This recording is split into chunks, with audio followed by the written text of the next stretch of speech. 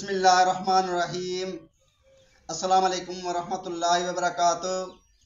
मैं हकीम मुनीर मुश्ताक और आप देख रहे हैं रमूज़ हिकमत यूट्यूब चैनल।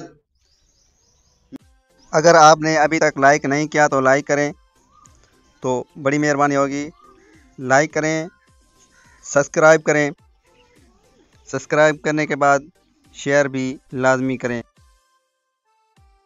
चलते हैं वीडियो के असल मकसद की तरफ। मादे के लिए कुछ फ़ायदेमंद ग़िज़ाएँ। नंबर 1,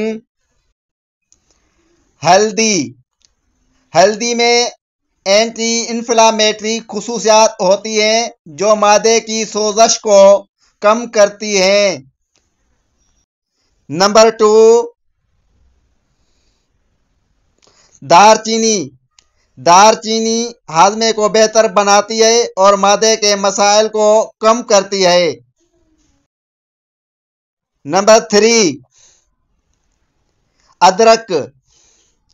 अदरक मादे की खराबी और बदहजमी के लिए मुअस्सर है।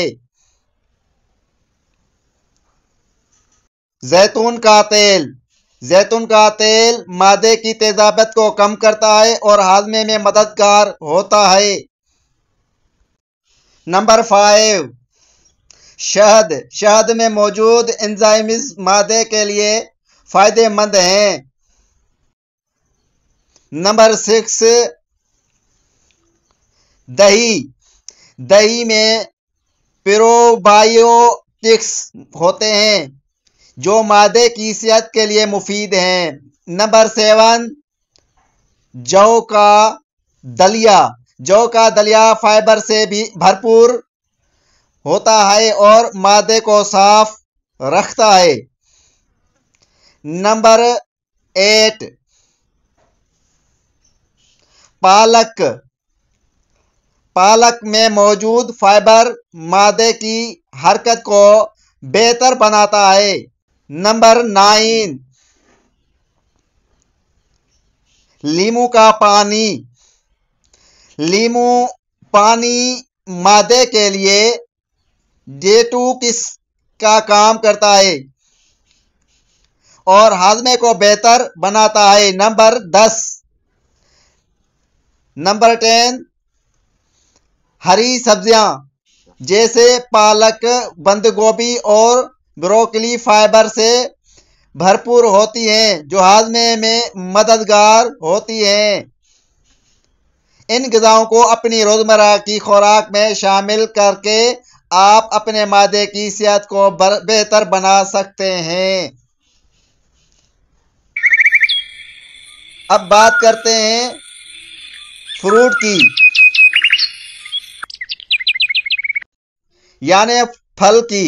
मादे के लिए कुछ फायदेमंद फल।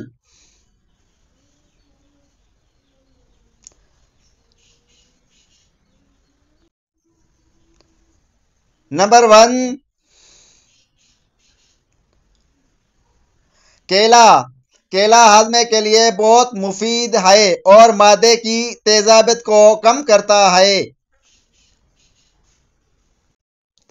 नंबर 2, सेब। सेब फाइबर से भरपूर होता है जो मादे के मसाइल के लिए फायदेमंद है।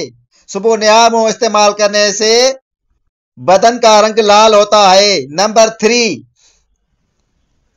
पपीता। पपीता पपीता में पपीन एंजाइम होता है जो हाजमे में मदद करता है। नंबर 4,